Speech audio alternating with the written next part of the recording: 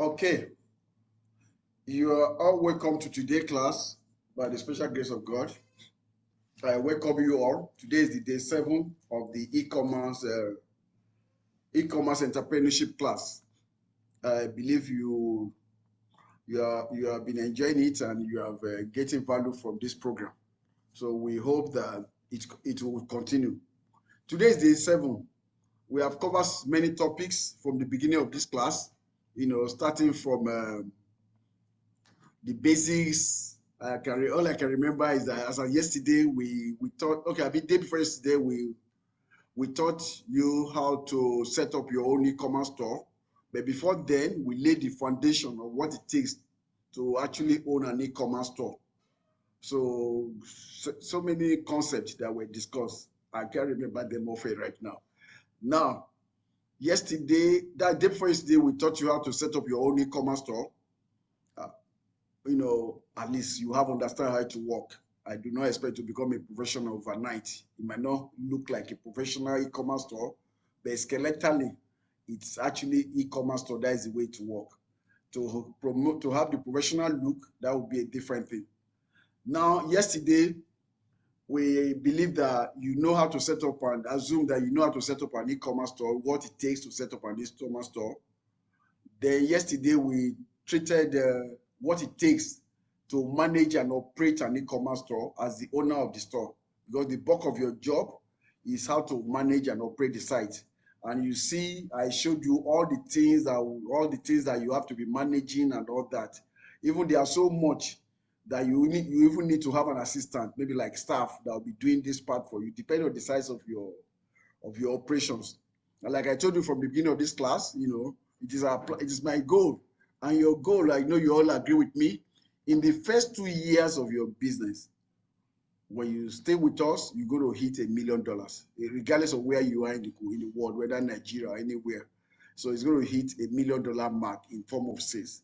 So we're going to be constantly supporting you and make sure that you hit that. So that's it. So at the end of this program, I'm going to give you some offers, some suggestions. So see how we can work together. If it's okay with you, then we'll begin the journey. But I'm very sure, based on data, facts, you'll be able to hit $1 million after 2 years of your operations. So that is the journey we are going. So after 2 years, then we'll define what will happen after that.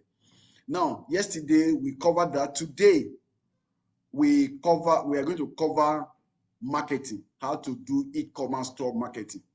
You see, regardless of everything, this life, everything is based on principles. That's why I keep saying that, principles. You see, all the business, even Amazon, what's called Microsoft, Google, all of them, what exactly they do better than anybody is marketing and innovation. So they are very innovative and they know how to market. So regardless of any kind of business that you do, the moment you know how to market and how to continuously innovate, you can hit any goal. Your limit is your imagination. I want to get that correct. Get that. Your limit is your imagination. If you get your marketing right and you know how to continuously innovate your value, the value proposition, then you are good to go. So that is the foundation upon which I'm building my training.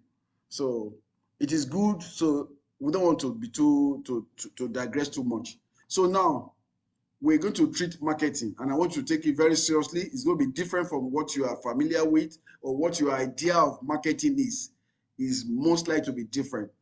But I'm sure at the end of the class today, you're going to agree with me, with my ideas, and if you implement it, you will not going to regret. So we are continuing now. This is e-commerce store marketing. E-commerce store marketing, though it covers e-commerce business marketing. There's a business behind the store and there's a store itself. So they are marketing at different levels, but don't worry, we'll cover both together. So let me go straight and present to you my agenda for today. So the agenda for today is going to be based as follows. Number one, I believe that if you want to market anything at all, even including yourself, ideas, anything, you have to first establish your value proposition. So under this, we are going to explain what is value proposition, to understand the concept of value proposition so that you know how to strategize your business and how to take it very seriously. You see, I was speaking with someone yesterday. He said, what is money? If you look at the concept, money is a storage of value. They say money is storage of value. That is fundamental what it means. So you store money, even maybe, you see, that's a different concept, but that is actually, so as a business, what is a business? A business is an entity that creates value. That is all you do. You create value. That is what a business does. So that is why it is easy for business to make money, because they are creating value. And because what is money? Money is a storage of value. So the moment you create value, money will follow. But if you are running a business and you are not creating value, then you can't make money. You are scamming or something else. Something is wrong if you cannot identify the value your business is created. Though I taught in my other videos about five components of any kind of business at all with respect to value creation. So now when your business is creating value, you don't just create value. You have to do it in a very efficient way. So, and that one I'm going to explain to you today so that when you understand that, you can apply it to any kind of business at all that you run, anything in life, because they say money answers all things. If money is equal to value, then if business is about creating value, then the equation is balanced. You get it like that. So that's the way the equation works. So there's nothing can beat that. It has nothing to do with technology. It's just the way things work from beginning of time, and it will continue to be like that. So the moment you understand the principles, then you'll be fine. So you have confidence. You're not going to be running around, be scattered, be confused. What should I do, this or this? You can't. It's no. So that is that. So now when you are creating value, you are making a proposal to your customer. That's my customer. You want to propose the value. So how do you propose this value to your customer, to the people that you want to target? Because you are, as a business, you are creating a value. That is your business. Then this value is not to be is to be benefit of other people, through which you can capture the value back in form of money. So then you need to know how to define that value. So if you don't understand that area and you are going about marketing, you are just wasting your time, wasting your money, because you need to know the value. So what are you bringing to the table? Hey, sorry, somebody. Hello? I'm actually in the class, though. Yeah. I'll call you after. So maybe it was a mistake. Yeah. So if you don't get the value you are creating, and you are just going about, you cannot even define the value you are creating. Maybe you are in a business with somebody, you don't know the value that you bring to the table. They will be pushing you around. What is the value are you bringing to the table? You want to go into business. So that's actually that. Then that is why this is important. And you can see I'm very passionate about it. I just want to get it right. Then the second on my agenda, which I want you to understand as well. When you are selling, when you want to sell, you are not selling your product, you are selling your brand. So it is the brand that you have to sell first. You have to know how to build a brand. You see, brands like Apple, for example, any product they bring to market, people rush it and buy. It's not because the product is superior, but the brand is superior. So you need to understand the difference between brand and product. Please mute yourself if you just get it. So you need to understand the difference between brand and product. And you need to know how to develop product and how to build a brand. So you do the two side by side. So at every point in time, you know what exactly are you doing. So you are building, as you are promoting a product, then you are building brand. So if you don't really understand that, you're going to mess things up. And then people will be laughing at you. And then you will feel frustrated that you are not getting results. Because this class is about getting results. That is our brand. That is what we want to be associated with. It's about getting results. And when you want to get results, you have to follow the rules. There is no shortcut to it. Then when you understand, after we covered that, then I will I'll now introduce you to the concept of marketing collaterals. What are the before you start building, before you start engaging in marketing, then you need some collateral, some material, some stuff in place that have to be in place first. You have to think through it first. You can't just say, okay, come, let's do marketing. I know one of my clients is here. He will be laughing at herself or laughing at me. Oh, you just call me, okay, yeah, come and help me do marketing on my website now. I'm coming to your office. Let's do it. It doesn't work that way. We haven't built collateral. We have not even established our value proposition. We don't even understand our brand. Then we just want me to start marketing. Marketing what? Saying what? Oh, just try. No, marketing is not a try. It's not a try and error. It's not a try your luck. I'm not doing try your luck. It's a science. Just like engineering, you want to design an aircraft, you have to understand the principle that is behind it, that to develop a machine as big as a house and is flying in the air, in the sky. It is governed by some laws, some principles. And then the pilot is so certain that it's going to land after flying for so many hours. So it is based on principle. The same thing when you are running business, especially online, because online business is much better. It's better than traditional business because everything is trackable. You can track. You can online business. You can track everything. You can anything that you can track and you can measure. You can improve on it. You can engineer it. So that's what really make online e-commerce business really very, very beautiful. So because of that, you need to understand everything so that every stages you optimize every part and you follow the right principles, put everything together, and I'm sure you're going to get your desired result. It's going to land where you want it to land. It's not going to be like, it's not going to be on maybe, oh, let me try whether it will work or let me, I know prayer work, but this is not about prayer. Oh, let me try, let me do this. No, it's about knowing what you are doing. So that's the way to work. Then the other concept I want to understand again is the concept of sales funnel, e-commerce sales funnel. If you have some people that run e-commerce, what is sales funnel? They don't even know. They don't even have a slight idea. I was speaking with someone yesterday. She'll be doing marketing online. She has maybe over 5 websites, this or this, everything moved together. And I said, where is your funnel? You see, people don't buy like that. Marketing is about human psychology. You meet somebody you don't know, he doesn't know you. How do you want somebody that doesn't know you to buy from you, to trust you? So, okay, before somebody can buy anything from you, they need to trust you. It's all about trust. Trust is the currency, is the foundation of everything. So especially online, somebody want to do business with you, even if your product seems good, look like what they are looking for, they don't know you, they are just getting to know you. Then they don't even trust, they don't even like you, or we don't know whether they like you or trust you. Then you want them to buy it now. It doesn't work that way. And that is the attitude many of us take to this thing. So people with the France is, come and build me a website. I know all the what's it called? All the holidays are coming. Christmas is coming. This one is coming. I want to make money this Christmas. You just launch your website. People have not got to know your website. You want to start making money and start selling. It doesn't work that way. So you need to go through the stages. There are stages that you need to go through before you can start getting results. And these are the stages that is called the funnel, the sales funnel. So, and we need that sales funnel, there are things, the communications, the messaging that people want to hear, depending on the level they are on the sales funnel, it's what you focus on. Somebody that I have the awareness stage, interest stage, evaluation stage, try stage, and the adoption stage.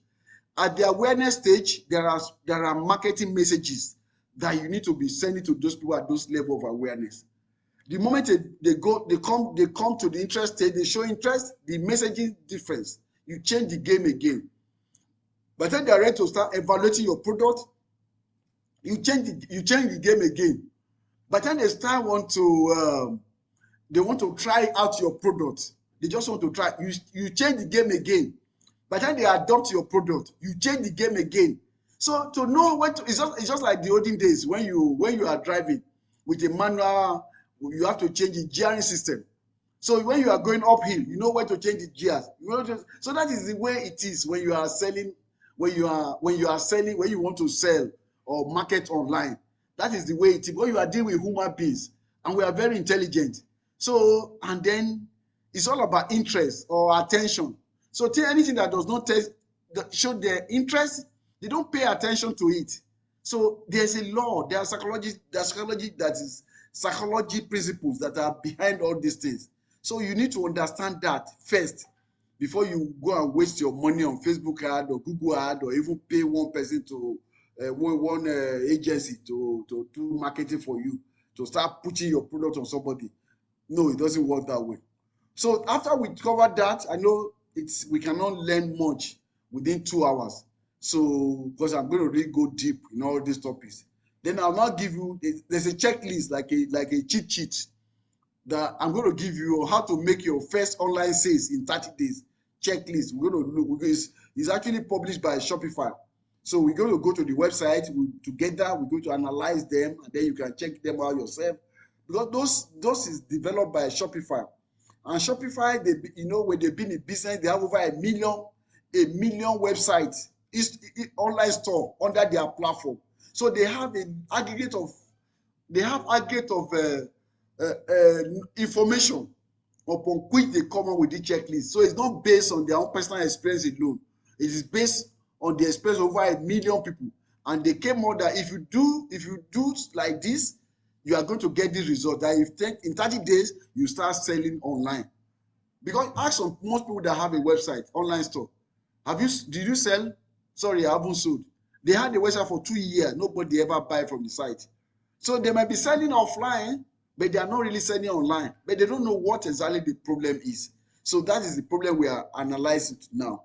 So we're going to get our Q&A, question and answer. I point you for question and answer. You ask me any questions, then I will answer to the best of my knowledge. Then the next class, which you're going to have tomorrow, please, if you take this class, I encourage you to be in the class tomorrow. Even if you are going to watch the video, it's not like when you do it off live like this, because there's tendency that when you are watching the recordings, you might not finish it, and then the kind of energy and the vibe that we exchange during the live session is different from what you get when you are by yourself during the recording. So please, I want us to be available tomorrow. Then the next class is about e-commerce marketing software, because I know it will be going in your head. All these things we are talking about, how do we go to keep track? Can we even remember all of them? This is too much. Professor, you want to keep person? No. There are software that will help you organize everything together, that we even organize together, help you with the writing, help you with this, so many things that you're going to do for you. It will help you so that you don't even need to, even if you don't have a brain, the software will, you know how to spend money, the software will do it for you. So you can borrow brain from the software. So it will organize everything, and also it's going to run on autopilot, because the software is a marketing automation software that is going to do all the things for you, whatever you want to do. The moment you set them up, you understand the software work. It's like a self-driving car, like you are driving Tesla. You don't need to drive. You don't need to do anything. Just stay inside the car. Your Tesla car, stay inside the car. It knows the road. It will just be driving you. You don't even need to do anything. Self-driving car. That is the way you can liken the the software to. So it will do all those things for you. That is what we're going to cover tomorrow. So are we ready? So if you are ready, type yes in the chat box. Okay, so we are going now. So now we're going to talk about the establishing a value proposition. You see, there are two ways to distinguish your business, any business. You can distinguish a business, value proposition. We have what you call unique value proposition. So every business have value proposition. But because you're going to be dealing with customers, so you have to create your own. It has to be unique. You have to have your own style that is unique value proposition. That is the one you're going to create. But then, before then, I want to lay a foundation so that you understand how everything works and connect together. So every business, when you run a business, you have your services here in terms of product or service that you offer. Two ways you can distinguish yourself, your business, is through the service or product you offer. the services or product that you offer, you can use to distinguish yourself, and also through the audience you target. For example, I'm here in the United States of America. Then I want to set up a business. The kind of audience that I target, maybe, okay, the office where I operate from, there are a lot of marketing agencies in this office complex where I work from. But all these businesses, we do the same thing. Our service is similar, but the kind of audience, the kind of people that I target, there is not the same. They don't know, the target audience is not the same. So I don't see them as a direct competitor in any way. So we are completely different. So the same way too, when you set up your business, you have to know, okay, what are the services that you want to be offering? Then who are the audience? Because actually, when you are starting up a business, before you think about the service at all, the people to first think is the audience, because it is the audience that matter more than the service you are providing. Why? Because that's the reason why most businesses fail. You provide a service to the audience to what they never want. So you have to start with the audience. When you have a set of audience, a group of people, you sit down. What do these people need? That is where value creation process begins. So you have to identify a group of people. Somebody is making noise there. So you have to identify a group of people, and then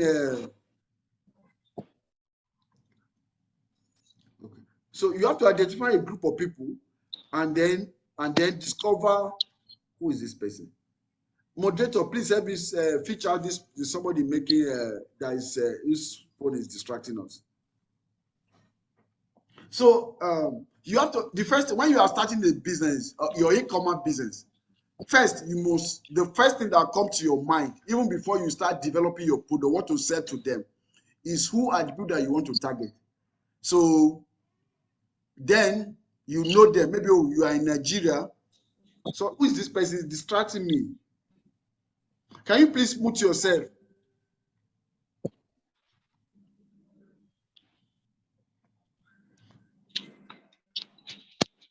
So if I discover, I'm going to block you. If you don't unmute yourself, please check yourself. I'm going to block you, and you will not be able to join this class. Mr. Hastrop, please keep yourself muted. Mr. Hastrop, please keep yourself muted. I know you are my friend. If I try it's you, man, I will just to deny you access to this group anymore, because I want people to pay attention. And that's my experience with this class. When people don't pay for something, they don't pay attention. So in my next class, I'm going to make it mandatory. If you don't pay at least $50, you're not going to join my class. So that way, even if it's 2 people, then I'd rather stay with them, because payment is a function. I learned that when you don't pay for something, you don't pay attention. You just do the way you like. But if people pay for something, they're going to pay attention. And that's all the thing I need from you. It's all your attention that I need. I don't need that thing. You want information from me, but please give me your attention. So it's a transaction, it's a trade by barter. So thank you. So we continue. So what I'm trying to explain, because I don't want us to get up, we have a goal that we're going to hit $1 million in 2 years of operations. But if you don't follow instructions, there's no way you can hit that goal. So that when you want to run your business of e-commerce, the first thing that comes to your mind is that who are the people that you are going to serve, your audience. Though it is okay, you know your passion, you know your interest. You have done some research to know the kind of product you want to be selling. It's okay, just put it aside. Figure out who are the people that you want to target. Then after that, think about the product. Then that is actually you'll be able to come up with a correct value proposition. Now, what is value proposition all about? Your value proposition articulates the benefits your business brings to your customer. That's actually what it does. It's a statement that is going to articulate the benefits your business brings to your customer. As a business, you serve a customer. Then what benefit are you bringing to the customer? That's actually what we are saying. So if you look at the diagram on the right now, this is called the value proposition canvas. That's how you do some mapping. Value proposition canvas. So on the left, you see there's a value proposition. On the right, you see customer profile. So within this customer profile, you see this is a customer. He has pains. He has a customer, he has jobs. That means the power, it means to make money. Then he wants.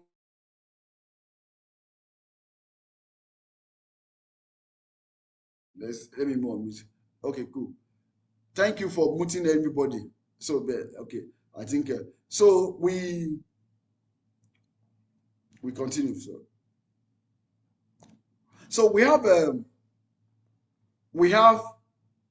this on the left is the value proposition. On the right is the customer profile. Because, like I said, you need to build your customer profile. Then you see when this there's a pain on the side of the customer. That's why you see the pain chart. That section, there's a chart, there's a pain. On this side, there's a pain reliever, which is provided by your value proposition. So your bring a pain, there's a pain reliever, then there's a gain creator. He create gain, then that gain, he matches it. Then your products or services is on the other side.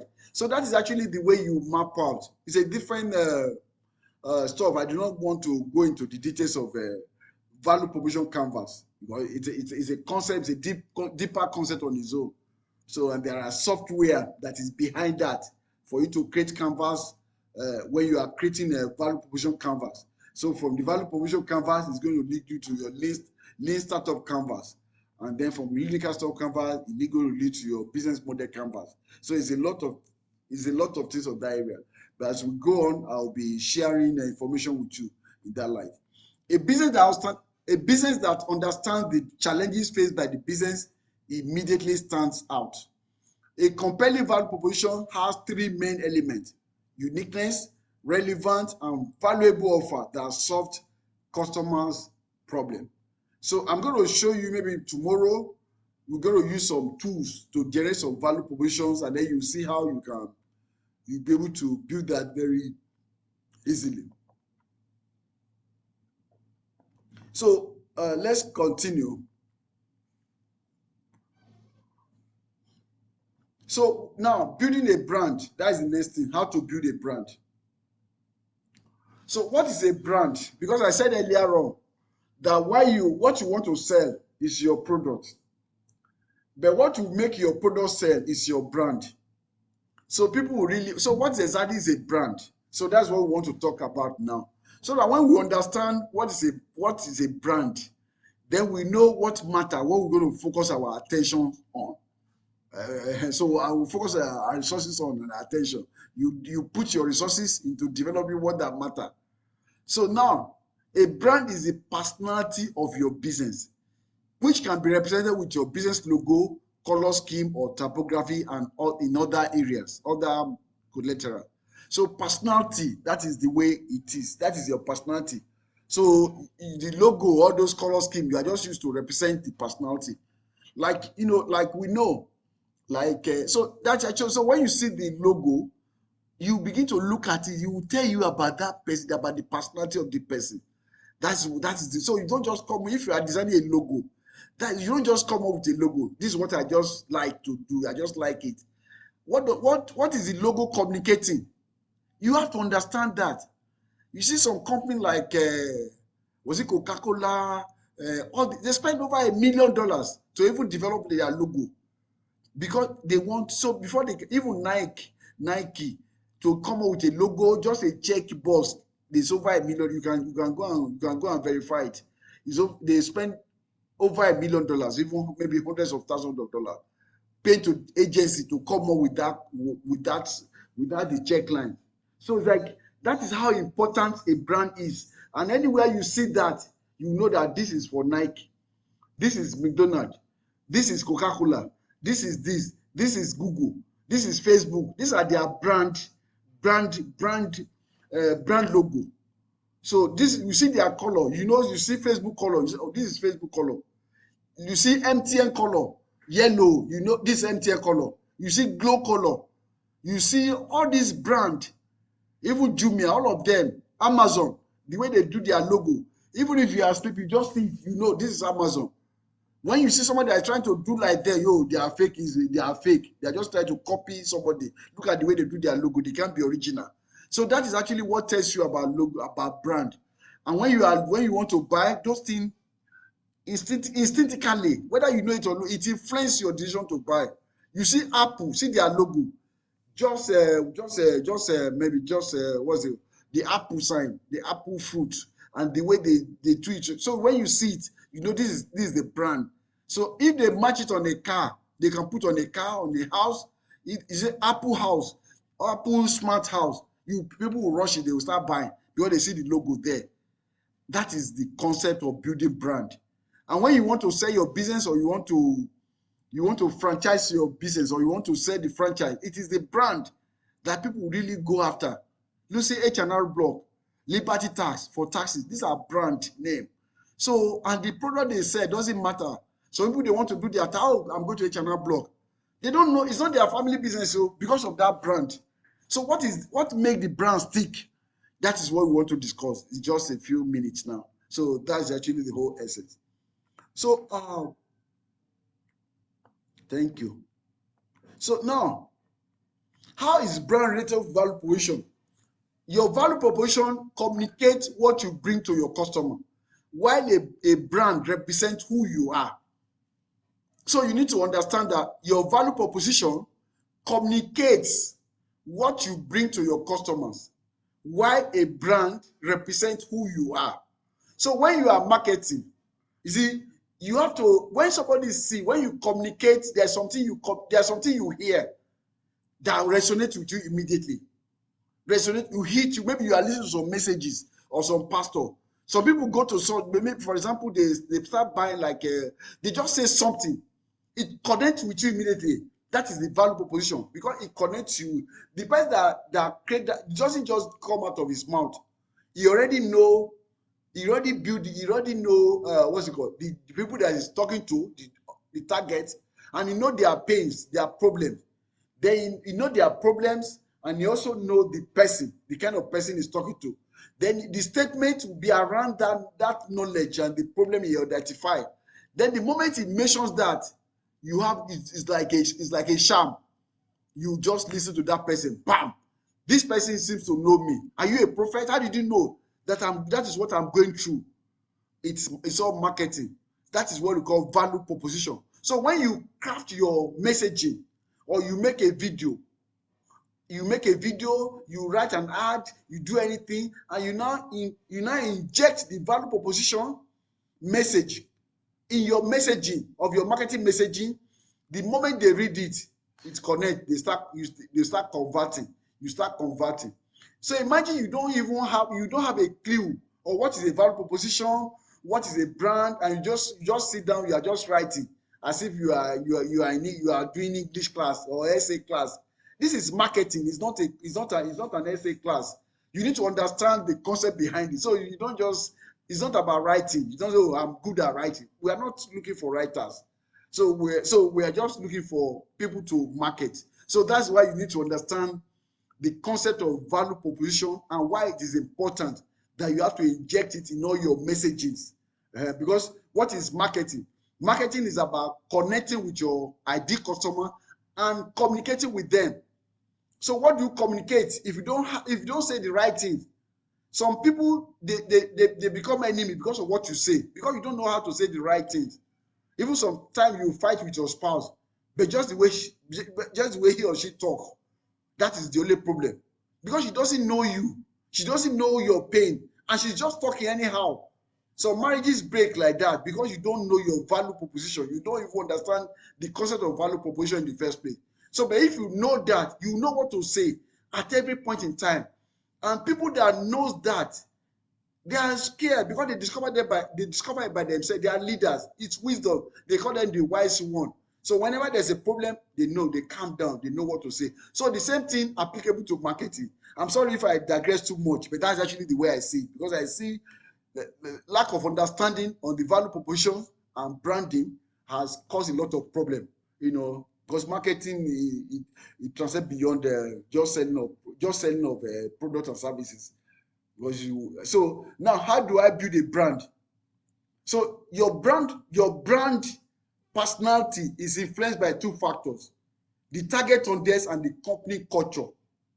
There's when you, as a business, the company culture, the company culture and the target audience, are the two things that influence your brand. So it's okay, you got a nice brand and they come to they see the way your company, the people are be the share value within your organization, the way the culture is, their responsiveness and all that. So they will know that, oh, this is not what's it called? This is not it's not the company I'm dealing with. For example, let's say something. I was in an event in Nigeria. When I was in an event in Nigeria. So one guy came from Canada. He came and demonstrated technologies. So I look at those technology. I now ask the question: what is big deal about this technology that you are just talking about? When somebody come from Canada or America, before we get things done, why don't we have engineers in Nigeria that can do most of these things? So the Baba, instead of being annoyed, it's very orderly man, I've forgotten his name. He was organizing Oracle technology event.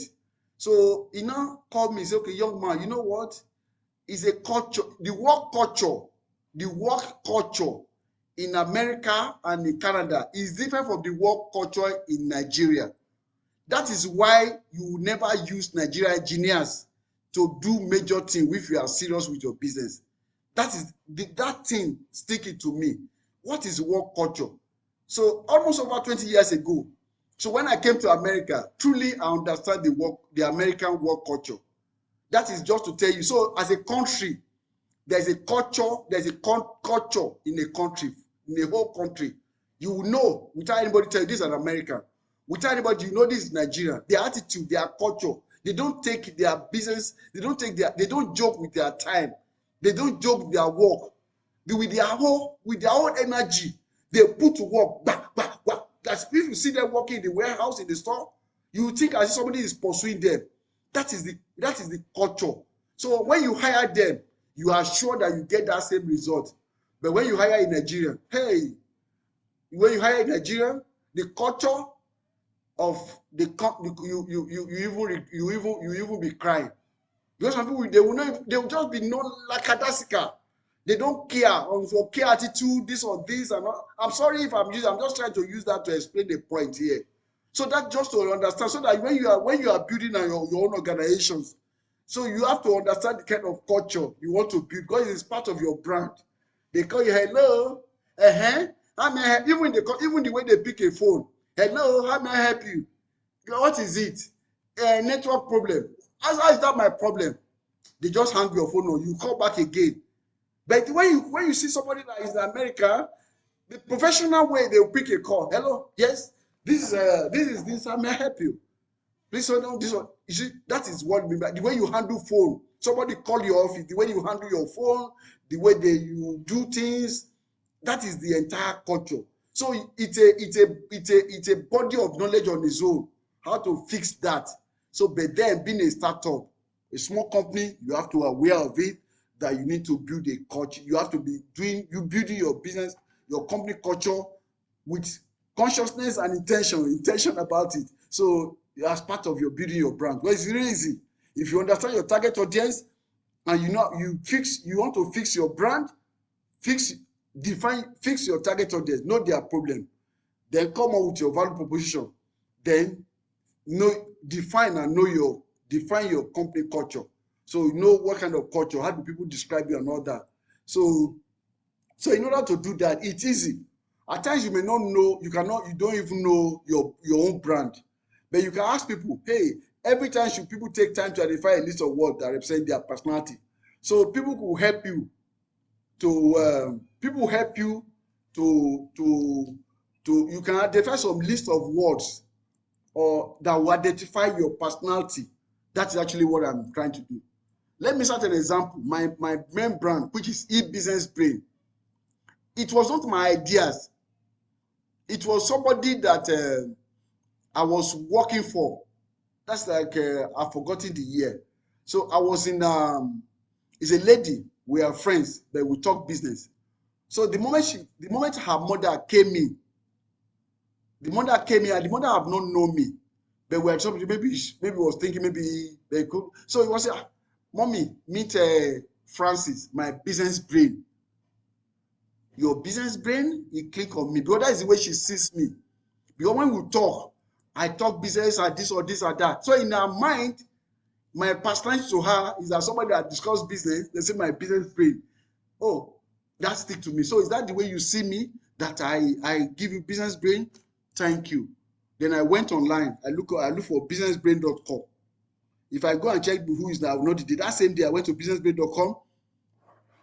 It's already taken. I said that is a good business name because I was using Frambi system before for my company, my business name. Because I work with somebody that has something with system, maybe something quick. He was doing with system. So I'm just trying to model after that person. Okay, because I now name my name from Big System. So later that was how I changed the name so that I can rebrand because that is the kind of personality. See, then I now add E at the back instead of business brain. I say E business brain. That was how I came about the thing because so it reflects my personality because you see me as somebody as his brain and then I can build a business like that. That's just an example. So that's how I came about the e-business brain. Then another example that came in recently, even in the course of this class, I have done that research before. I use some tools. I come up with a name, call it Simplify. Then in the course of this thing, somebody asked a question. Oh, you have been simplifying Shopify, e-commerce, all the UI and US and all that. I didn't know that I was simplifying the process of setting up e-commerce. I was just doing it on my own. I don't know whether I simplify. I don't know what I'm doing, whether it's making sense or not. I'm just doing things the way it for. So when after the guy talked, I said, oh, wait a minute. So am I truly simplified the whole process of setting up e-commerce store and all these things? That is a good name. I not spoke with my business partner. I said, okay, what do you say to this name? Oh, that sounds good. I formed Simplify e-commerce marketing agency. So that I have it. So that is actually that I came about that. That I have Simplify. Simplify is now supporting Shopify. I'm sure by Friday now, by Saturday, you go to I'm going to launch the Simplify website. Simplify is my new marketing agency, e-commerce marketing agency. So that is the way I'm now going to gradually be building that brand. So I'm just trying to use that with my own example so that it can be so real to you. So because as you are trying to build a business, I'm also trying to build a business. You are my client, then you get a client, everything work together with ourselves. So now let's continue. So we okay, sorry, let me see.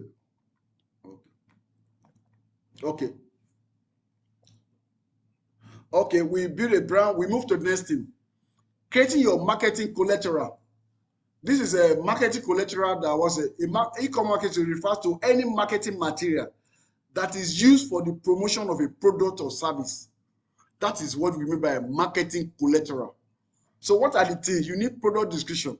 You don't just write product description. You have to embed your value proposition in that thing. So the same, you keep repeating it. Because that value proposition is something, because the more people hear it every time, ring it in their ear. This is what I'm doing. This is the value. This is the value I'm proposing. This is the value I'm proposing. So it's like a keyword. You just be punching it with all the things that you write. You have to show on your product description. You have to show on your product videos. You have to show on your product images. You also have to show on your product review. These are the examples. You have to even show it on your website, on the printed material, on social media, on your advertising. That value proposition, that statement, you have to keep saying they're in different format because people don't know. Just like the Bible says, faith coming by hearing. You need to hear over and over and over again. So the moment that's why some companies spend money. The same message, they keep saying it on TV, on radio, on internet, everything, this or this. That same thing. They want to get to your brain, get to people's brain. That is how you build your brand and your marketing. It's the same thing. But imagine you don't know your value proposition. What do you be saying? You just be saying rubbish. People will just be laughing at you because you don't know what you are doing, what you are saying. You say something today, you say another one today, you just be flip-flopping. So you see that you're not going to get to anywhere. So that is exactly the point I'm trying to make. You see how everything connects together now. So somebody come, hey, let me come and do website for me. He doesn't even know he has not know he doesn't know what's it called? He doesn't have a value proposition. He does not even know he doesn't even know the target audience. Oh, is everybody now? Everybody. Let everybody come and buy. I know they discriminate. That's not what we are talking about. It's not about everybody. Now, how do you know the people that you are targeting? You have to do your market research. So when you do your market research, you have to understand that is before we start doing all this thing, before the value proposition. You do your market research, you have to know your industry that you are serving, know the numbers in that industry, know the growth rate, know so many other things, insight in that industry that you want to serve. After that, you do your consumer research, which is where you're going to bring out the kind of audience that you want to be targeting. Then you do your consumer research, then you have to do your competition research. So you know it's not only you that know how to make money. Some other people are competing with you. So you have to know their weakness, their strengths, and how you position yourself before you even get to this stage of even marketing at all. But when you tell them, oh no, don't just do it, don't delay action. Let action. It doesn't want. And when you tell them to sit down, they don't have time to sit down to study. When you cannot sit down to study, how do you want to stand out? You have to sit down before you can stand out. So that is actually the way it works. So, and then to make them sit down, it's a problem. They just go and do the magic for me. It doesn't work that way. So I'm telling you, if you understand how it works, result is imminent. So let's move to the next stage so that maybe we have enough time for question and answer. Now we're in the main thing now. So after we have understood all this stuff, value proposition, target audience, market collaterals, blah blah like that. Now you want to gain customer. Where you are 0.0, then you want to bring people to number 5. You have to stages. Stage 1, stage 2, stage 3, stage 4, stage 5 to up to stage 5 before you say yes, you are okay. It's a stages, not that it's a step, it's a stages, like many activities, not that you have to, it's 3 activities or 5 activities, no, it's stages. Within each stages, there are several activities that you have to carry out. So to move to the next stage, to the next stage, to the next stage, to the next stage, to the next stage. So it's not really an easy task. I have to be honest with you, it's not an easy task. So so that's the way it works. That is exactly the way it works. I don't know the kind of example I want to give now. I'm just racking my brain. You have a product you want to sell. Nobody know about it. How do they buy from you? So then people need to be aware of that product and the benefit it brings to them. Because it's not just that, they just not to be aware. Oh, we had you. But how does it benefit me? I don't know. I'm not aware of the benefit. So it's not just aware of the name of the product they do. You have to be aware of its benefit and how you package it. So that's the number one. Then when you communicate, you have to communicate that. You have to package the information, you communicate that first. After you communicate the awareness, the products and the awareness, or your brand and your awareness. You want to sell your brand first, because as a brand, you can carry multiple products. Now, let's focus on your brand. Then you want to promote your brand. So that when people go, you are muting yourself, you are breaking our rule. Sonny Egu, please unmute yourself, mute yourself. So we have you have to get awareness. Awareness, you have to create the awareness of your brand. Then after you create the awareness, people will have to show, you create awareness by communicating the benefits and the kind of people that the benefit that you are aware, the value proposition that your business or your brand, brings to your target audience. That is the awareness. You create that. Then you have to wait until the people show all the target audience, they show interest. When they show interest, then you change the game. The kind of messaging again will be different when they change interest. We're going to see the next slide. Then you get to a point They have gotten interest now, but you are not the only person. Sonny, why are you doing this thing now? What is going on? If you don't want to, I'm going to remove you from this thing. When you don't, when the audience, your target audience, they have already shown interest in what you have to sell, then because you are not the only one telling, you have competitors. Let me put it that way. They will have to evaluate your product or your brand before they will now make a decision that they want to buy. And when they are buying, in number 4, they are just testing, trial. They just want to trace it out and see how you're going to behave. Because people, they have seen is a trust. Somebody you have known, you have to try it out. Then after they test it, they see the way you behave, everything is packaged, they see the whole thing.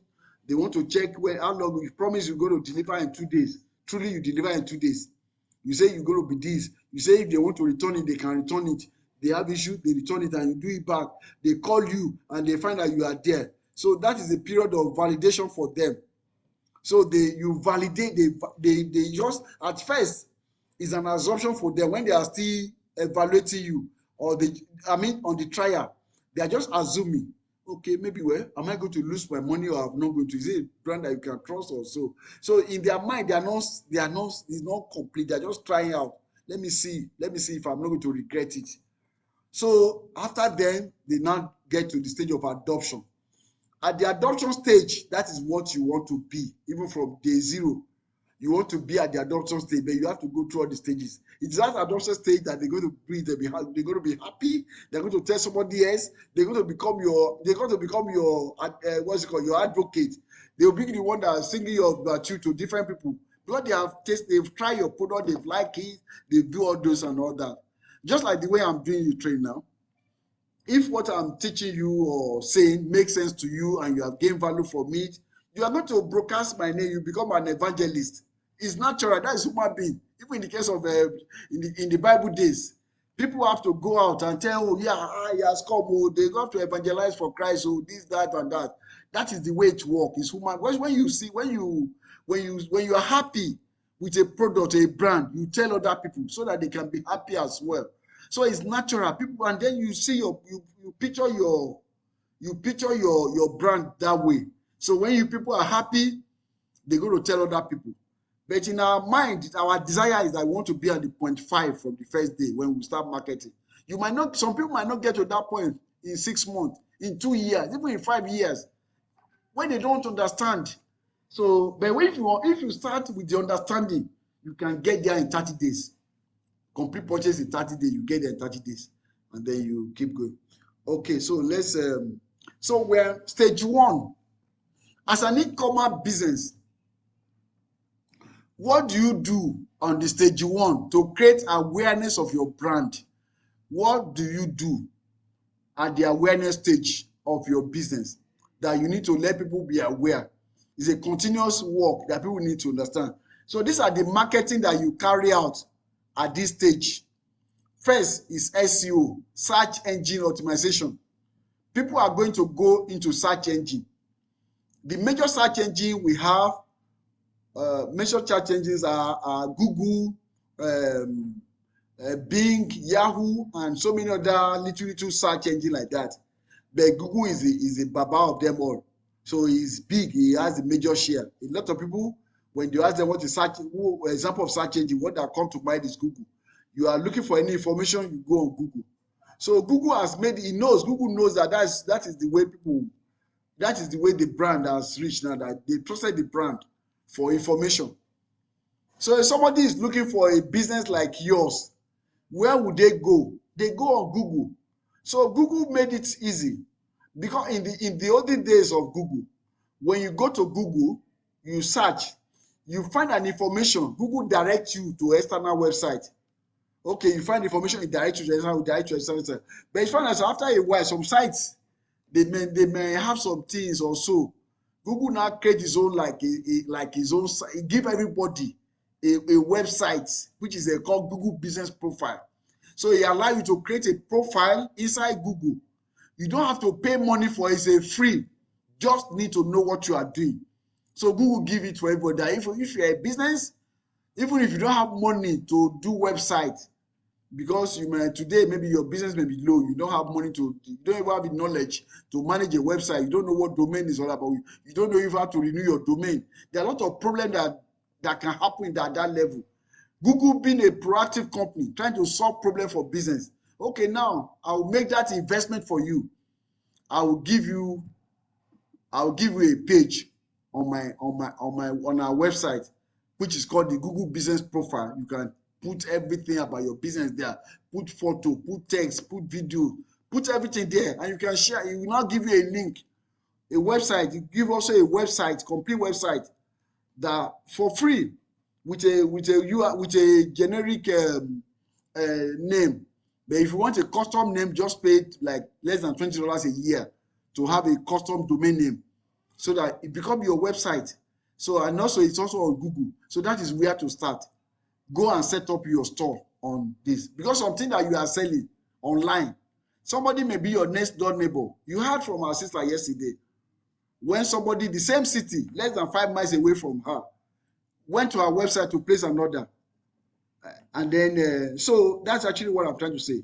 So when you are selling online, it doesn't mean that you have to sell to somebody far away. You have to be in Ibadan. You have to sell to somebody in Kano. No, you can also sell to somebody within Ibadan, within your street online. So online does not mean the distance. Even so, they go online. So when people are looking for things to buy, they can go on Google. Google knows that you are a business selling that thing. Then Google will refer you to that person. You will saw somebody selling this thing nearby. Oh, there's this kind of thing. You are selling glasses. Yeah. Oh, so you put it there. So that's actually the way it works. Then when you do that, you set up your Google business profile.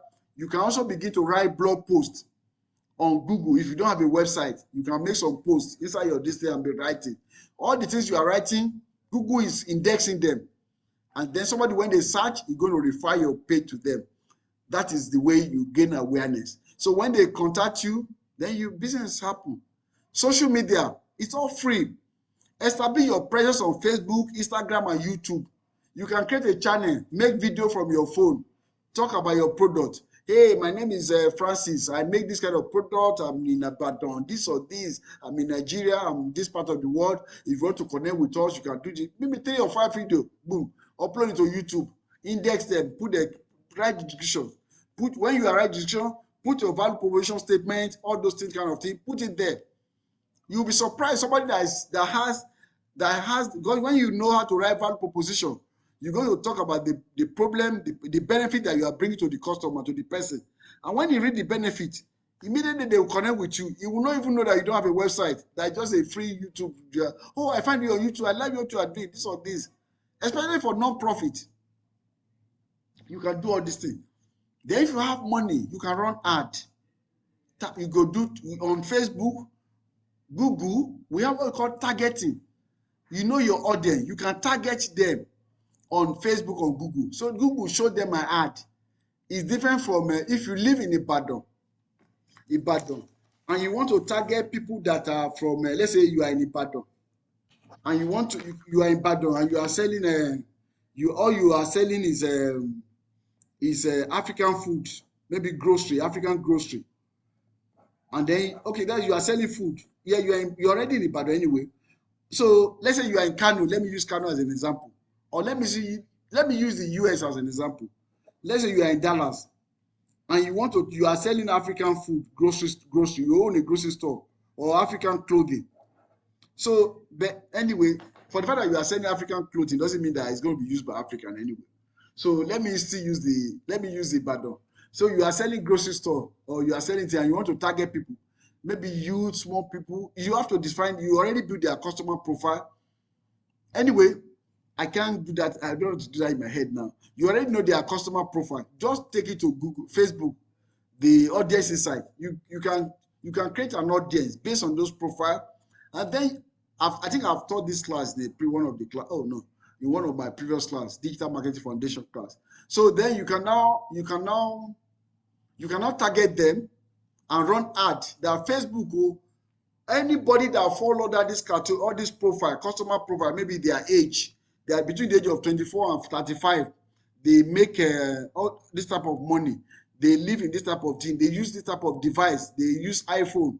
They have smartphone. They have children. Facebook know everybody. So you tell Facebook the type of people that you want to sell your product to. Those are your target audience. Then you now run an ad.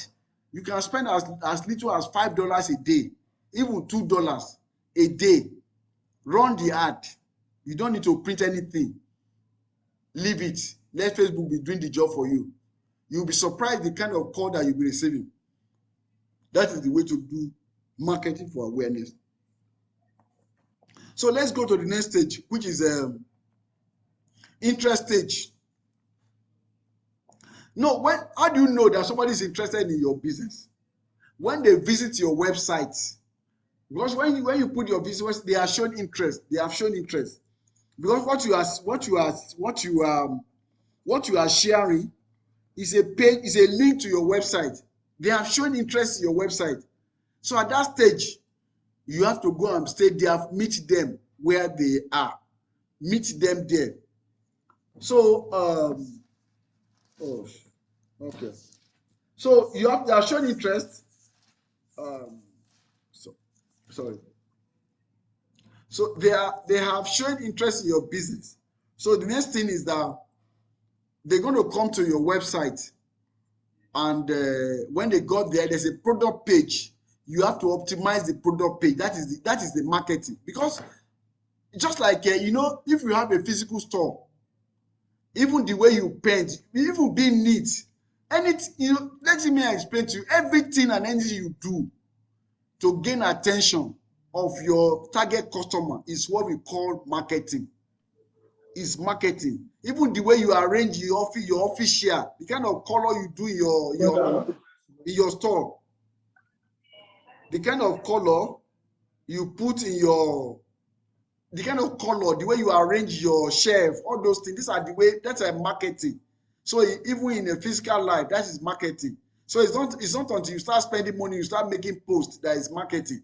So the way you can optimize your product page, you have to put like product reviews on those page. If you make a video of that particular product and add it there. Shopify allows you to do all these things on that product. Then create a shoppable Instagram gallery using hashtag for user-generated photos. Linking an article from your blog or F page in the same product description. To learn more, you can put some article, link them on your product page. That we call product page optimization. So you do a whole lot of things just to optimize your product page.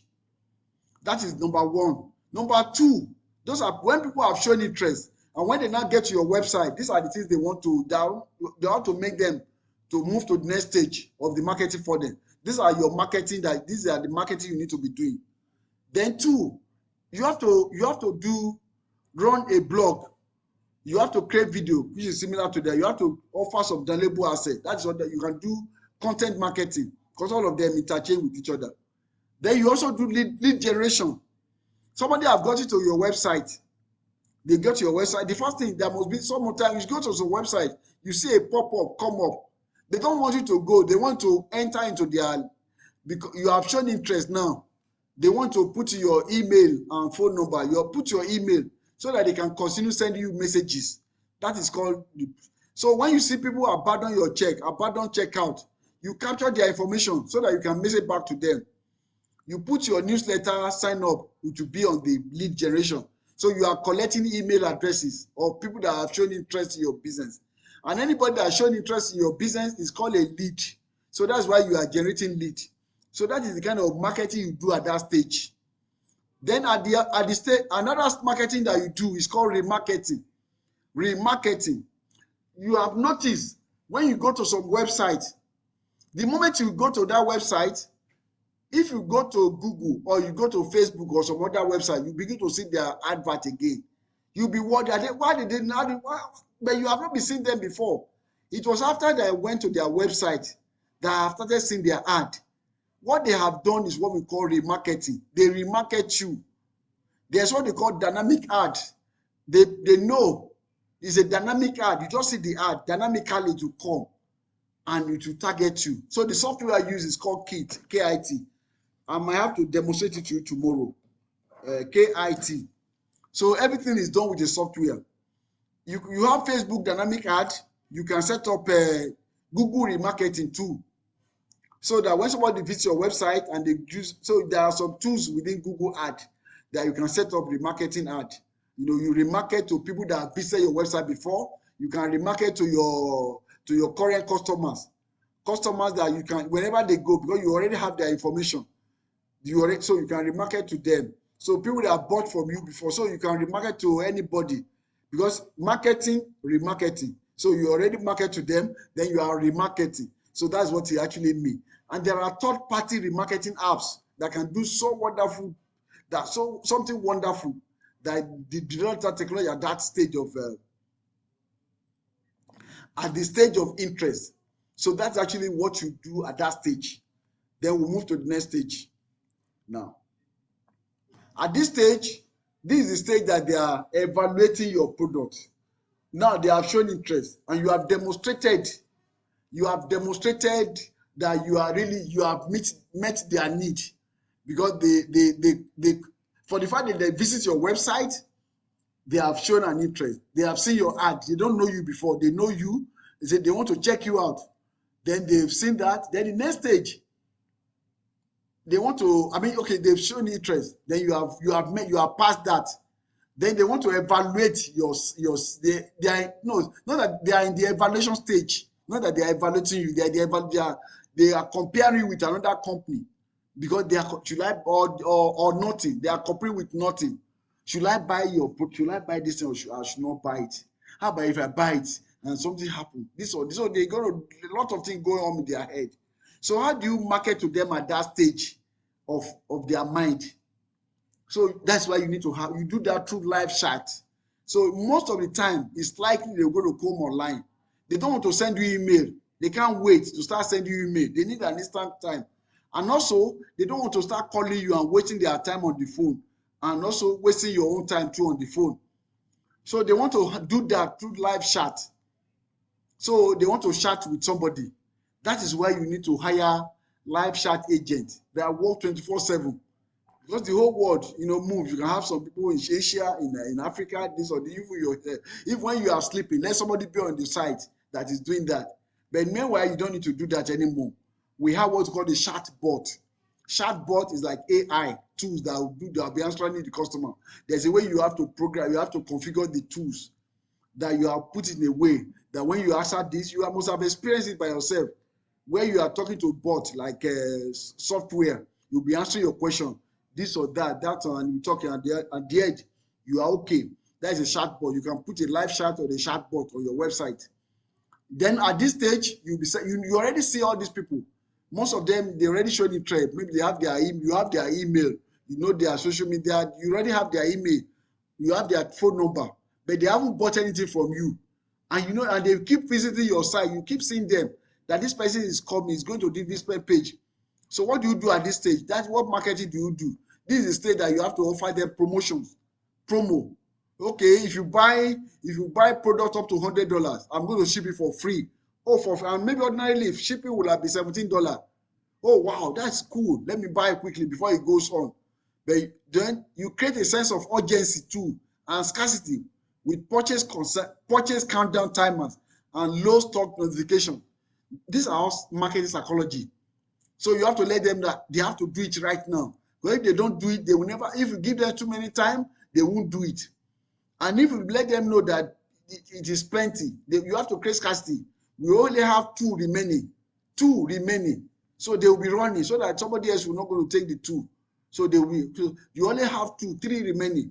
So they know what three. Oh, let me just quickly buy it now. They are doing promo. They are doing this. So let me buy. It's all of them is marketing. So and these are the things that they used to cash. They used to make you spend your money. Then you also need to do the same thing too for other people to come and spend money in your business. So that is the way it goes round. Then at this stage too, you have to sell product in the cart and offer bundles. When somebody is on the cart is about to check out, you have to suggest some product for him or her, for the customer. Oh, when you buy this and that, you give 5%. All these things are handled by software. So it will do all these things for you on your behalf. You have configured it. And then say, okay, if you buy this together with offer bundles, you get this. You buy clothes. Why not buy filler? Why not buy this to along with it that matches for $20? So person, that is cool. That's actually, it makes sense. So that is actually the whole lesson. And that's what Amazon is. He has mastered it and he's doing it so well. That is when it becomes so big, so rich. At the time, he's the richest person in the world for doing ordinary things that anybody can do, but in an extraordinary way. That is the thing. Do ordinary things in an extraordinary way. That is my gospel. That's what I'm preaching. E-commerce is ordinary. What website is ordinary? But let's put an extraordinary up. Let us do it an extraordinary way so that we can get extraordinary results. And that's actually what all these big companies, even Google, all of them, simple things. What is search? Everybody can design, any programmer can create a search engine. Simple thing, but they pay more attention to do it, go to the extra mile. So that is actually that. Then this is the way to get to your $1 million mark anyway, quickly.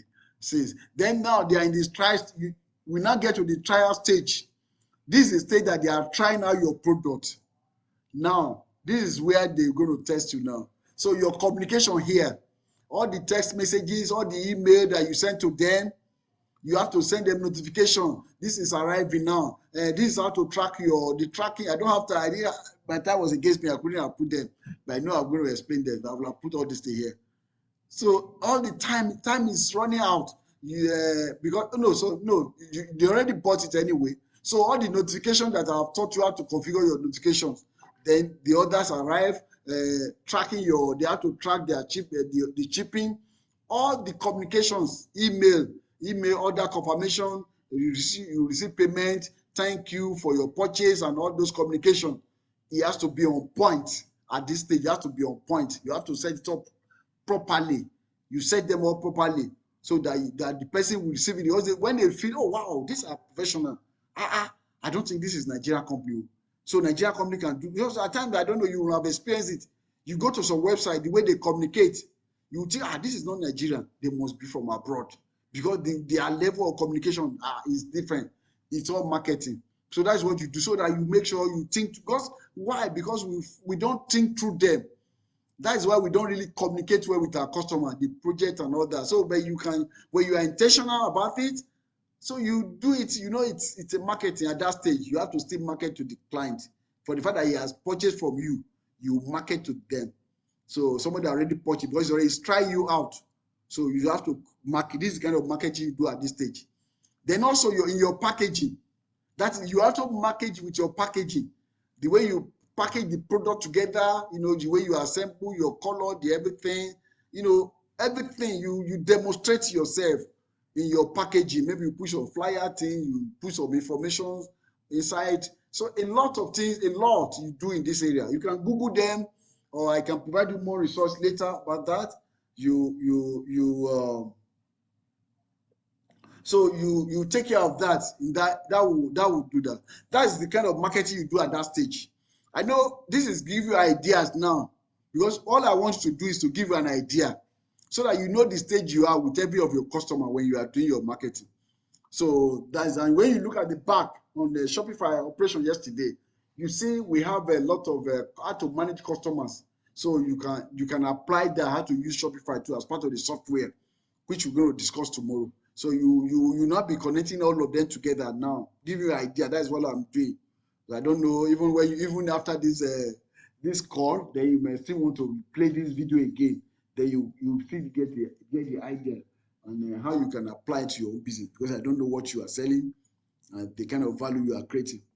So now, we have got to the stage that you want now. This is your desire stage, the adoption stage. They've now adopted your brand and your product. Now you are happy. For that you are happy, you still need to do marketing, continue your marketing. What are the kind of marketing do you do at this stage? That is what I'm going to discuss with you now. The number one marketing people do is email marketing. Email, because they give you their email, and they give you their phone number. They're already your marketing. So you can do email marketing and text message marketing. text marketing. You can do text marketing. You can do voice marketing. You can send a voice note to them, to customer. So, but then there are different types of email that can be sent out. So you don't just send email out to people. So you have to be consistent. You have to do it with sense. So what kind of type of email? Like we have like newsletter. At least on a basic level, you have to be sending a newsletter at least once every month. Once a month, you send that newsletter out to your customers. So you send that newsletter so that you be top of their mind. They know that you are still existing. Then you're also going to, so in the newsletter, you can put it like industry news, something that interests them. You are not the kind of guy they are. So that's actually, so and also you have another kind of email called drip campaign.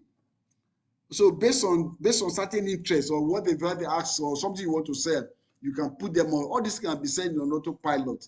Then the other type of marketing you need to do to them at this stage is the referral and loyalty program.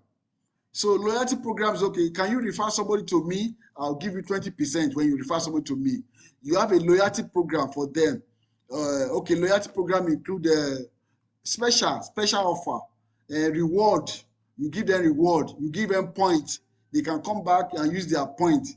I was listening to one of my sister recently. She was telling, oh, I went to a store. I went to buy something. By the time I put my phone number, I say I've gained some points. Wow, bro. They just saved like $2 for 20 something for me. An example is Kroger. There's a Kroger store here in the United States. Since I came to this country, they keep track of where I keep going there to buy things. And when you put your phone number, they say because you are a customer, they give you reward, loyalty program. At times I may go there, maybe I buy something like $17. Just something, you buy something, you put your card. Please, can you put your phone number or swap your card they give you? But I don't use card. I put my phone number. But by the time they put it on, they say, oh, you have a discount code of $5. No, they give you discounts. Customer loyal. Thank you for being a returning customer. So in my mind, that $5 maybe that discount they gave me, maybe just, they are the one that tell me there's a discount. They already made their money anyway. They already made their money anyway. But the way I feel, I said, wow, $5. That can buy me drinks. So there's a way you feel. It's all marketing. So that's actually the point I'm just trying to do. So you do that. Then the other thing is that you can turn them to become your affiliate marketer. They can become marketer to be affiliate marketer. Oh, if you okay now they be buying from you. Since you are buying from me, why not be promoting my own store as an affiliate? Then you could be making money too by telling people my product. They become your affiliate marketer. Then you begin to market to them too at the level of affiliate marketing. So that's actually the different stages that is involved. Now, what's the time now? Do we still have time? Oh, 11:24. We don't have much time, but so there's something I forgot. Oh shit. Okay, maybe I'll discuss. Okay, yes, I still have it here. There's something I'm supposed to teach. I have to add more. So now, how to make your first online sales in 30 days. So there's a link here that I want to take us to. You take us to this website. So it's on Shopify.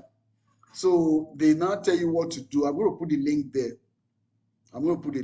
there.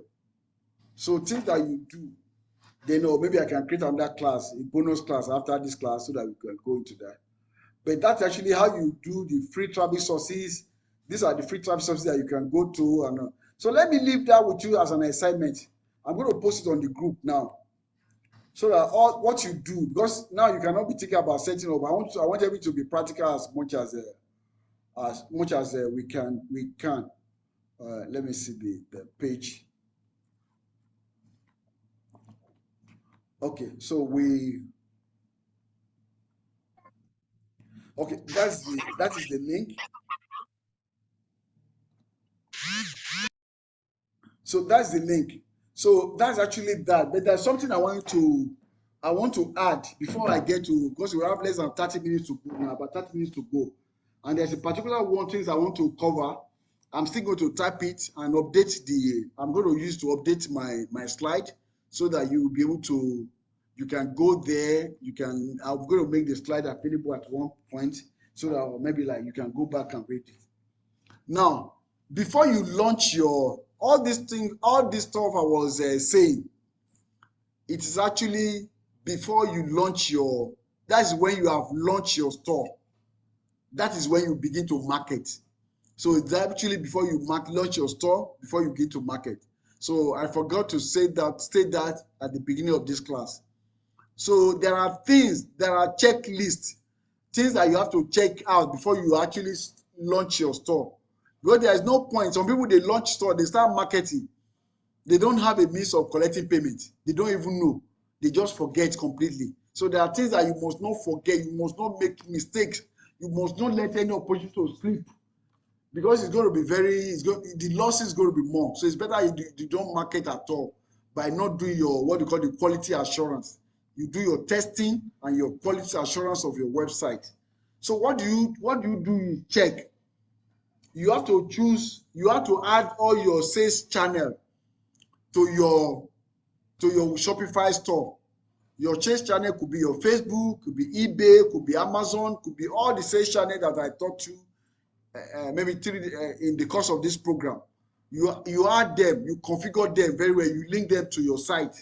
Number two, you have to add custom domain name. The domain name I gave you, the URL I gave to you yesterday is a subdomain, which is attached to my Shopify brand. Your business is not to promote Shopify as a brand.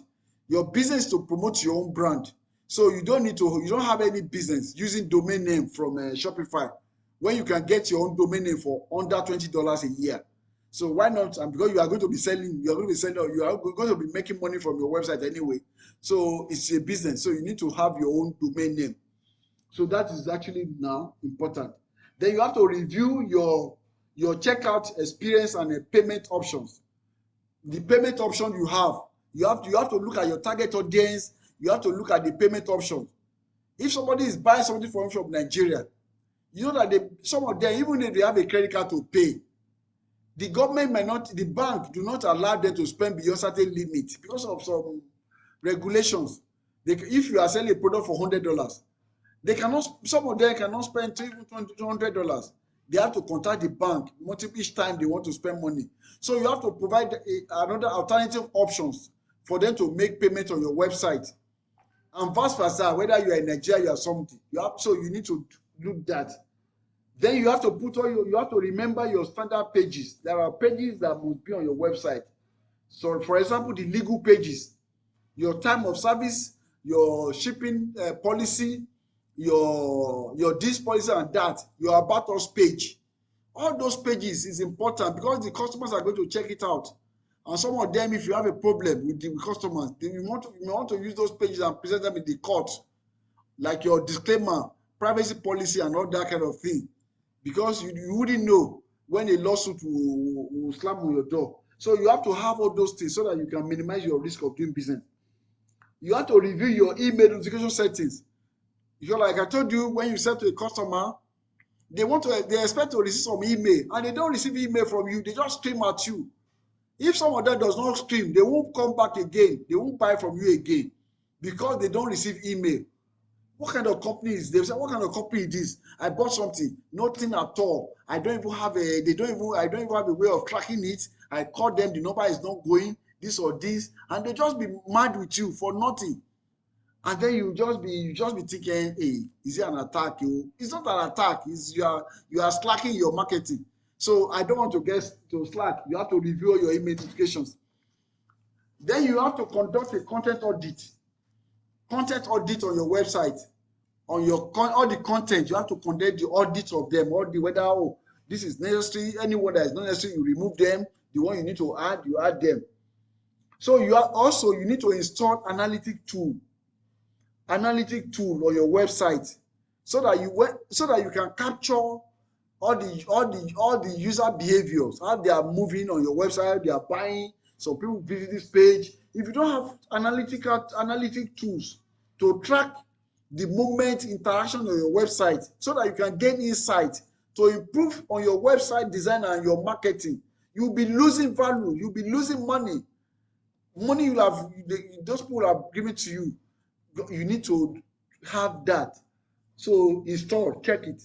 Then also, you need to lay, most of people get to know you, they are likely get to know your website through a search engine. They are likely going to know your website through a search engine because the search engine, it has a broader scope, broader scope than a social media. But one thing about social media is that it's only people within your social network that can see most of your messages. So, but search engine is not limited to your network alone. Anybody can go to your search engine, and search for something. Now, if you want to be using search engine, which is called, you have to be optimized. So you have to lay a foundation for it. Though is a continuous process anyway for the search engine. What are the foundations that you need to lay for the search engine optimization? Number one, you have to do keyword research. You have to do a keyword research, use some tools to know the kind of keyword people are likely to use to find your website or your brand. You have to do the research yourself. After you must have done your market research. So after then you move in to do your keyword research. Then when you know the keyword research, you have to do keyword optimizations. So we call it keyword optimization. You also have to do you have to do schema markup. So these are SEO classes. And for your information, I have another course on digital marketing. Oh, somebody say share current screen. Oh, okay, sorry. Yeah, so no, I'm not reading from the screen. Sorry, I'm actually reading from my notes. I forgot to add it to my slide. It's a note that I wrote before. It's not. I wasn't reading from a screen. So thank you. Then you have to design a site map. Then you have to optimize your site speed. Those are SEO. Then you have to do content marketing. Okay, so number 9, you need to optimize all pages on your website because you have to optimize your home page for search engine. These are different from designing website. This is marketing using SEO techniques. So most web designers don't understand SEO. They don't understand online market. They just design a website for you and they forget about it. They don't even know how to optimize it because how can you do optimization if you don't know how to do market research? How do you do market research when you don't understand marketing concept? So you don't even know what you are looking for. What is research? You are looking for something. But what do you do when you don't know what to look for? So whatever you are doing will just be a waste. So you need to understand marketing first. So most web designers, they don't understand marketing. And they are just too lazy to even learn marketing. I'm sorry if any web designer is listening to this. I use the word lazy because they feel that it doesn't resonate with me. That is not my job. Let's go and do that. That's not my job. It's not your job, but you are collecting salary. How do you company make money without marketing? Marketing is the heart of every business operation. Take away marketing for a business, the business is dead if there's no marketing. So how does that not interest you? I don't know. But that is the personality, of most technology people, especially engineers and all these IT people. They just feel like marketing is something that is for the art students. The science student will do the hard thing. So anyway, it's just the mentality we all adopt. So you have to have a pre-launch website plan. Then also adjust your tax and shipping settings. Then number 12, make it easy for shoppers to contact you. Some people they create a website because they are confused. They don't want to use their home address. They don't want people to be calling them. They don't put there's no phone number, there's no address. Even there is no even live chat. Because somebody want to buy from you. They don't know how to contact you. You just let them fill a form and be waiting for you. No who get that kind of time. Where is your office? They don't know. You don't put it there. Where's your phone number so that they can call you? No phone number. And you say you are doing business. You are just deceiving yourself. So that is part. You have to make sure your phone number, address is there. If you don't want to show your address, Google, you can rent a virtual address just to give the person peace of mind that they are dealing with human being that has a physical location. If you Google it now, you find virtual address in Lagos. Let me even try it. Not even in America. I know by now Lagos will have been offering virtual address. Let me just go here now. I'm trying to type here. Sorry, I'm just trying to, I just came to my mind. Let me just test it now. So I'm just going to say virtual address Lagos. Virtual address Lagos. Let's see. Okay. Virtual address Lagos. Virtual office Lagos. Okay. We have virtual office. Okay, they use virtual office. They call it virtual office in Lagos. So this is where you can get virtual office in Lagos. Even if you can get office in Victoria Island, they will send letter and review to you. Let me see if I can buy office in Victoria Island. You see, this is they call it standing virtual offices. Where is this one? Okay, this one is a Kenya. Let me see the first one now. Okay, this is actually in Ikoyi, 20 Alexander Avenue, Ikoyi, Lagos. They give you virtual address. So you go here now. Let me go to virtual office. So if you're in Nigeria, you want people to use, based on you don't want to use your address, you just get it. You are not, that is a virtual office. But it's not, what's happened? It's not open. See Nigeria now. See. Okay. Starling virtual. Okay, this is the virtual office Nigeria now. Okay. So it's okay now. Boardroom, virtual this, I don't know. Let me see their packages. Oh, okay, so the virtual office startups.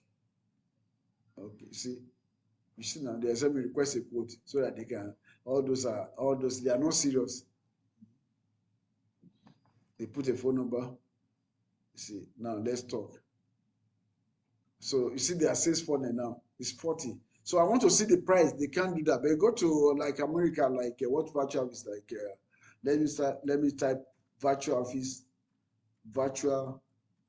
office near me. But if you do the search, you will find it, and people can now.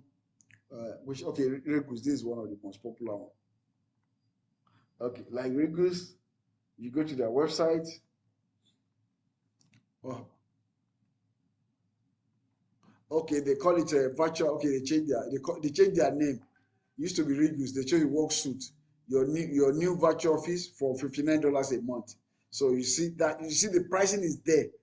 So that's the way they want this. That's my expectation. Now look at Nigeria. Say I should go and request a quote. A quote for what? Something as ordinary as virtual office. So you see, when I tell you Nigeria don't understand marketing. So that's actually this. So the office. So you see this. So you come. So anybody, even if what's the virtual office? You need a headquarters. Or local branch for your office. They don't need a physical office every day. A virtual office gets you a registered business address for mail and package reception. A professional business office with multiple meeting rooms in which to meet your client, and even a live reception to greet your client and answer your phone bills. All this just for $59. Complete virtual office. Okay, they say this one compare essential virtual office. This is what you get. Professional business address, local business telephone number, 25% meeting room discount, then 1 day of co-working per month that you can come over there. Let's say you are somebody in Nigeria that frequently come to US frequently, or even don't come to US. You can get this kind of office as your headquarters of your business in the US and just pay $59 a month. And then if you need to meet your client, you fly down, then you can meet them at that location because you already have meeting room for 25% discount. So when the client come, you fly down to the US. Okay, I'm coming to my office in the US. Truly, you are just paying $59 all this while. And by the time you come, maybe just for the meeting room for 1 day, maybe it's just $10 or $20. By the time it's $20 per day, then what else again? $20 per day. $20 per day. They also give you discount of 25%. That means you are paying only $15. And then the kind of impression you give your client, well, okay, I'm coming. I'll be in my office in the US. You can send this. So they come, they see that you you put $25, you pay that, and then somebody will meet you there. They'll believe you. You are not doing 419, but that is the way it's all marketing, and which is what people call packaging. It's all marketing, and you come, boom, you are there. They even allow you for 1 day of co-working per month. So just come, be at your office, somebody come, who want to be asking you question how you came about the office, and that is what your letterhead on everything is legal. So that's actually the point we are to. That's what the internet make possible for us, that you do to do as a you are able to do as a business. And then yeah, cool, you good. So that's actually the point. So regardless where you are, you can get all those things set up. Like I can have a virtual office now in Canada. I can have a virtual office. Say I have an office in Canada. I have an office in Australia. I have an office in UK without going there. And I can register business in those countries via the internet without actually going there and meet all the requirements. Then do your business online, become really global. You can move your headquarters to Nigeria, just like something I discussed with you yesterday about how Facebook, all those kind of, they set up their business. So that's actually the whole point. And so at this point, I would like to end the meeting. It's about 11:42 now, so that we can put the remaining time for answer question and answer. So please, just whatever question you have, please type it in the chat box. Please, I mean in the chat box. Yes, type your question there so that when I come, then we can address every question one at a time. Please, I want to quickly grab something to drink and use the restroom. Give me 2 minutes. I'll be back. Thank you. You can unmute yourself now. People can just don't worry about muting yourself. You can unmute yourself. I'll be back. 2 minutes.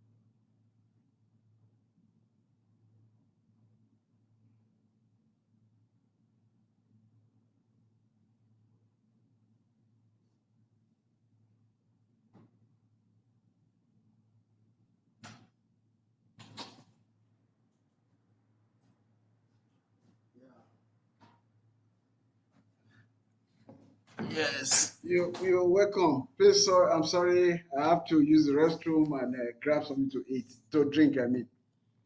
Okay, so you're welcome back. What is the question? What is the value? Okay, somebody asked, what is the value proposition for e-business page? What can one value proposition be sufficient for multiple sub companies under one company? No, no. For um, okay, somebody asked me, what is the value proposition for my business, which is my main business of e-business brain and some other businesses that we do. Yeah, that should be. Okay, let's go to another questions.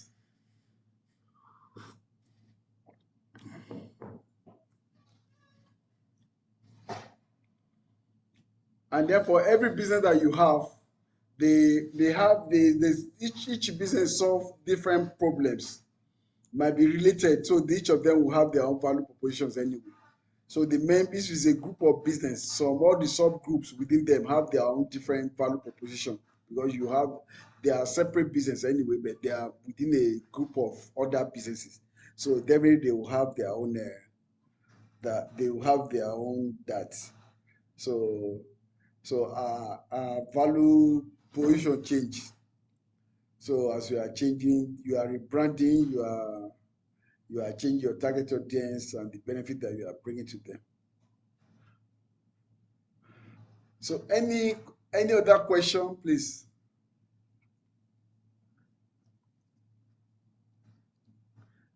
Are we there, or have I moved myself? We're here. Oh, okay. Thanks for confirmation. Is there any other thing you want me to cover again? We still have about 10 minutes. Okay, let's go to cover this about the ways to market the first 30 days. So how to market your first online sales in 30 days checklist. So getting your this, then I think I have. Okay.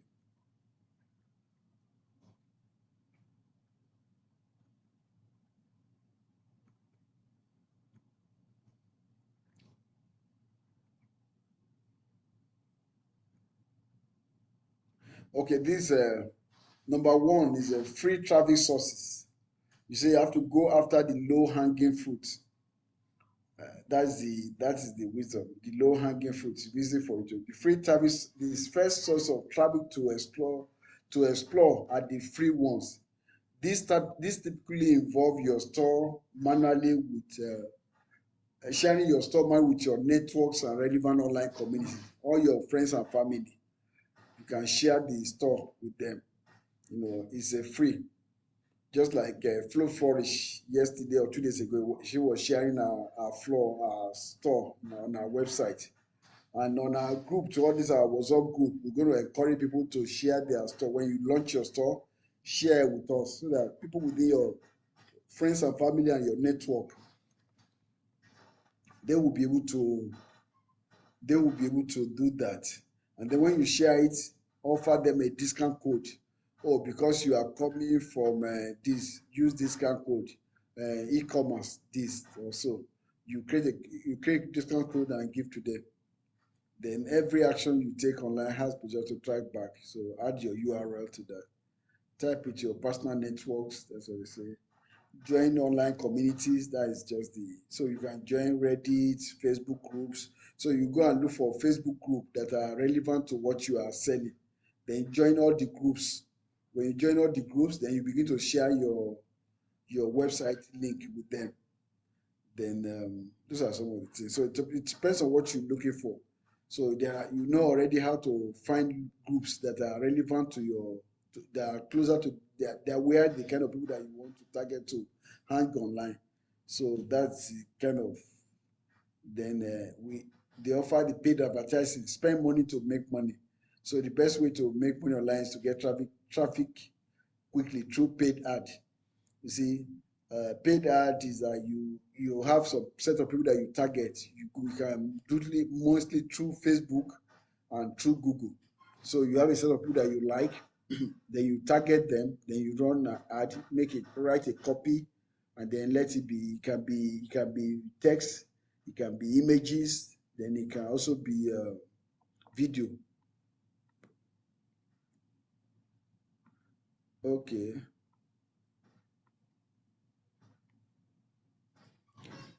Oh, okay. So let me use this time to explain this. Somebody was asking me, say, okay, my question is, how can I rebrand my marketing strategy to my client? Finally, how can I have a virtual address outside Nigeria? Yeah, you can have a virtual address, and you can go to Google and just type virtual address outside Nigeria. Do you specify the country? Let's say you want to have a virtual address in Ghana. You can say virtual address Accra, Ghana. You type it on Google, virtual address Accra, Ghana. Then you're going to see companies in Ghana, in Accra, Ghana, that because this virtual address Ghana is big. You wouldn't know the area. So if you know the city, you just say virtual address Accra, Ghana. You get it. If it's in the US, virtual address Dallas, Texas, USA. You will see all the companies that offer that. So anywhere you want to have virtual address outside of your country, it has to be where that you are comfortable with, you have enough information, and you have a reason for doing that. Maybe your customers are coming from there, you already have customers there, or you tend to target customers from there, then it's becoming easy for you to target, to have them as your, what's it called, to have them as your, to have a virtual address there. So they have to rebrand my marketing strategy. You rebrand your business anyway. You want to confuse me with a grammar. You rebrand your business. You don't rebrand marketing strategy. So rebranding of business is still part of you. What you are doing is marketing strategy. Then you rebrand your business. It is the business. And then as a business, the two essential parts, the way when you say rebrand, you want to stand out in a particular way. Then I've said it earlier that the two ways to do that is through the kind of the services you offer, and also the people that you target. It may be the same people. You can just create a simple segment. You can segment them. You can let's say like for example now, I'm teaching e-commerce now. I target everybody.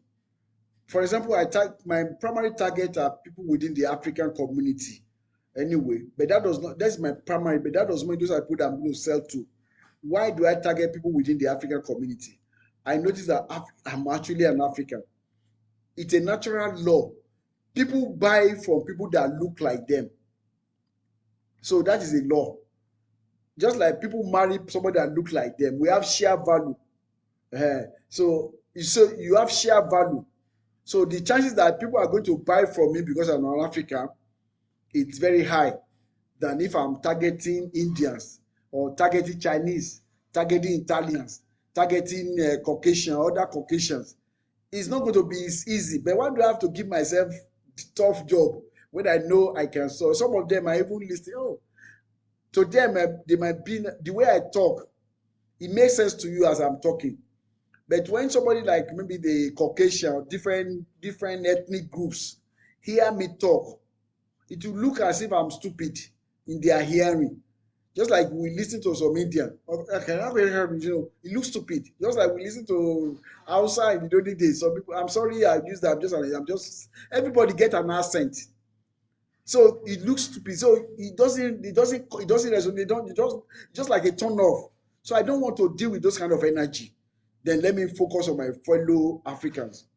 Now, anywhere they are all over the world, that is good.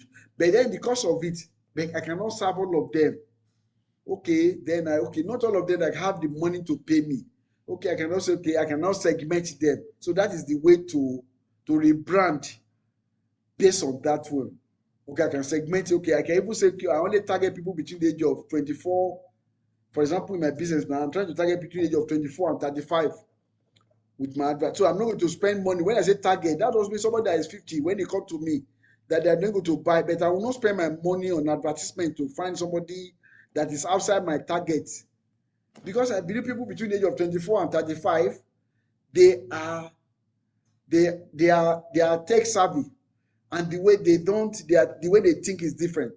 So that I'm just explaining, because I said you asked me, how do I rebrand my business? So you rebrand two ways: through the service that you offer and through the people that you target. So you can change the people, you can rearrange the people that you service. Not that you change it from African. I can target maybe diaspora African. I don't do people that are not in the US and UK. They are not in the US. That's the people that I want to target. I don't. When I say target, that doesn't mean somebody from Nigeria come. You will not take their money, but it means that you're not going to spend money to advertise to people that is not within your target audience. That is what it means. That's the way you are rebranding. Then also for your services, maybe your products are low ticket before, because the way people perceive something when they are low is even the way they perceive products, service of price when it is high. So you can rebrand it by doing more, making it premium, create a premium product, and then raise the price, so that people that don't have money, that will be wasting your time, you can filter them away. That is the way to rebrand. So when you do that, you have your target audience, you have this. Then when you now have a new set of audience, new set of target audience, people that you are servicing, you now look at their problem. You will see that the problem you were considering before is no longer part of the new people now, because some may not be their problem will not be money anymore, because you may some things that you look at their problem, so you see that some of the problem you were considering before is they are not. Then you see that the problem have reduced. You are putting them in a different bucket. Now when you do all those thinking, do some your research, then you can now come up with your value proposition, articulate the benefit that you are bringing to them, to those people that your new target audience. Now the benefit in the product, which is your service, your productized service. It's a service that you do, that you package it become productized. So then the benefit that product is going to bring to, or service is going to bring to them, you articulate that, it become your new value proposition. So when you are running your ad, those are the people that you're going to reach. So all those people that don't fall within your target, they won't see your advertisement online at all. So when you put your messaging on your website or your printed material, it's the value proposition which articulates the benefit to your target audience. That is all they will see. And anybody that know, when they see your value proposition, they know that they don't fall. If anybody that fall within that target audience, they know that you are not talking to them. So you only talk to people in your target. So that is the way you brand. And then the other part is through your company culture. You have to evaluate your company. You have to audit. You have to do a complete brand audit. Do your company culture, so many things. I have somebody who is an expert in that area. You understand? I don't know if you want to shed light to it. Madam Ruth, are you here? Madam Ruth. Do you mean me, sir? No, Madam Ruth. Oh, Okay, I know she's an expert in branding, so I would like her to shed light in that area, especially when it comes to building company cultures and all that. So she's one of the members of my team. So we can talk about that later. When we do all these things, we work as a team. Then we can look at your business together and see how you can rebrand. Then when you do that, now you may need to change your logo. You need to change your color scheme to reflect all those that. For example, nobody needs to tell you when you are selling to, let's say you are targeting ladies. Nobody will tell you that you have to use a pink color.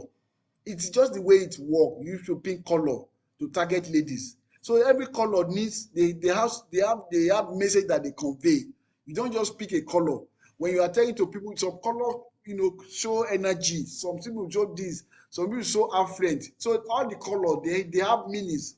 So when you have figured all this thing out again, then you have to use what they call a color chart. There's what they call the color palette. Color palette. You do research, you match which color that convey this personality, which color that present this personality. Maybe you have to use gold that show affluent. They have different meanings, just like So it's not something that you can, of. You have to bring the chart. Like the way a builder or an engineer will look at their chart, or a surveyor, they look at document, they match it together. That's the way you do that. So you look at the chart, okay, this is the color, and so this is a color I'm going to use because this is what this color represents. Let me chart for color chart for branding. So let me see so that we can use to get, because I know some people we just pick color randomly. This is the color I like. Oh, please, I don't want to see black on my website. Who told you that black is bad? What does it represent? I don't know. I don't just want to see black. I get you, but you just need to know what the color chart for branding. Okay, color chart for branding. Okay, colors for branding. Okay, let me use color chart for branding. Let's see what this will bring up.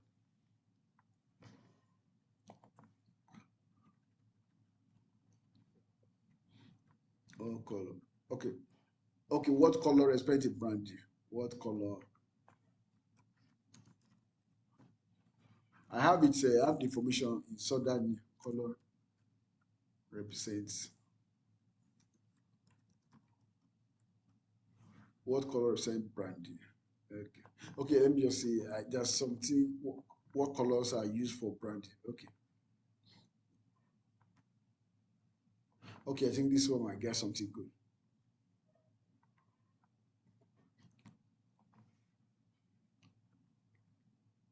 Okay, so let me look at red.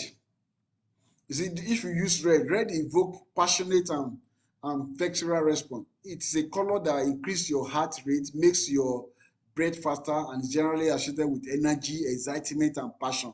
So if this kind of personality you want to represent by your business with energy, excitement, passion, you have to use red. It's one of the color that is attention grabbing, while it can also be provocative and excitable. So color code: aggressive, energetic, proactive, attention grabbing, passionate. When I said about building brand that time, I said you have to use some words to describe yourself. So if those words really match, that is red, okay, you have to, okay, let me see red. Purple. Purple is a sophisticated yet mysterious color. It tends to be used with higher end products due to its association with royalty and elegance.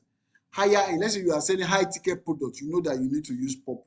Because they say higher end product due to its association with royalty and elegance. Purple's mysterious element is also linked with spirituality and can bring a magical element to your branding. Color code: royalty, sophistication, nostalgia, mystery, spirituality. So those are what those colors means.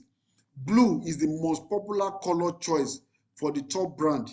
It is thought to put people at ease as it reminds them of the sky and the ocean.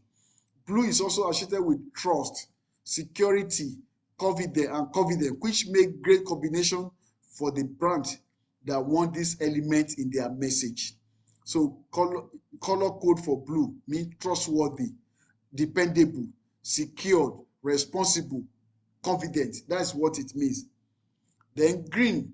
Green is a color that is synonymous with calmness, safety, and freshness. Its various shades can create a unique brand identity for your company. Green tends to be associated with health along with the feelings of peace and serenity. Color code: wealth, health, prestige, serenity, generosity, safety. Let's say you are providing services to targeting wealthy people. You know that you have to put green. Don't say that green so all these are based on psychology. They don't just came up with all this code. So yellow is a popular color choice for brand that want to evoke feeling of positivity in their identity. Its association with the sun on its different shadows brings out hope and optimism. Yellow also stands out among other colors, which makes a yellow brand identity creative and appealing. Color code is positivity, light, warmth, motivation, creativity, and happiness. Orange. Orange makes an ideal color choice for brand that wants to blend the optimism and the brightness of yellow and the passion and the energy of red. It's a creative and cheerful color that evokes a friendly and adventurous feeling. Color code: vitality, fun, playful, exuberant, and outgoing. These are personality for a business that they describe. So brown represent the earthly simplicity, earthly simplicity, uh, simplicity, and it's usually preferred to reflect stability and strength. It's comforting in its simplicity and is preferred by brands that want to be classical and trustworthy without proceeding to bold moves. Brown is associated with the art and can also remind people of death. So there needs to be careful of use it, especially it stands as the main color for a brand. If it stands for, because you're going to have a main color and there's supplementary color. So earth-like, art-like, natural, simplicity, durable, comforting. Black. Black is another popular color option for brands and tends to be one of the most classical options. It's both classic, sorry, just right, it's both classic, and sophisticated, and it can make a brand identity standard. It it seems to work perfectly with luxury products, blending the classic and powerful element. Black is one of the color that can be combined with the others to a stronger emotion without losing the classical appeal. So prestige, you have to go with prestige, value, timeliness, sophistications, and all that. Then white. White is white represents simplicity, purity, and also cleanness. These three make it extremely popular in the health sector, in the cleaning business, but also in the child-related business. White also can bring out a feeling of trust by tapping into purity and simplicity. Color code, pure, noble, clean, and all that. So this is what I'm trying to explain. Let me copy the link so that I can share on the page. Okay, what brand color can reveal about your business. So when you have all these brand color, you see, you already know what your business personalities are.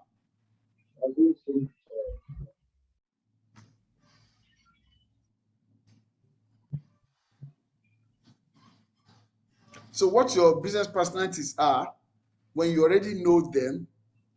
So when you already know them, and then you know your business. Okay, that was the thing. Okay. Oh yes, that was where I was. Yes. So you already know your business personality. Sorry, who is that making noise, please? So you already know your business personality and all that.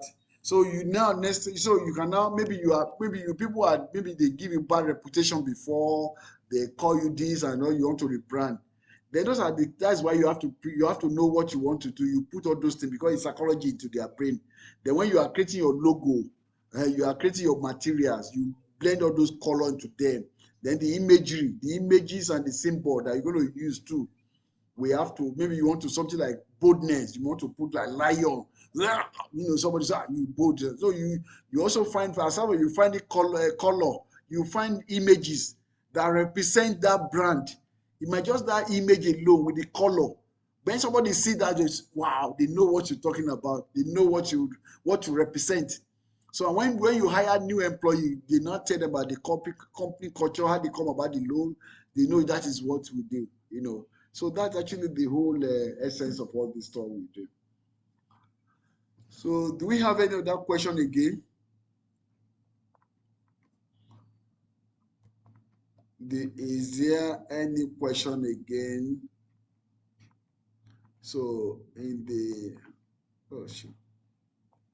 so in the absence of no question, let me see some of this. Prof, your concept explanation understandable and inspiring. I appreciate you. Thank you, Chief Olatunji. Appreciate that. So we're good to go. So thank you all for coming, and I appreciate you. So tomorrow we're going to talk about software for e-commerce marketing software. So you're going to like it. Thank you. Bye-bye.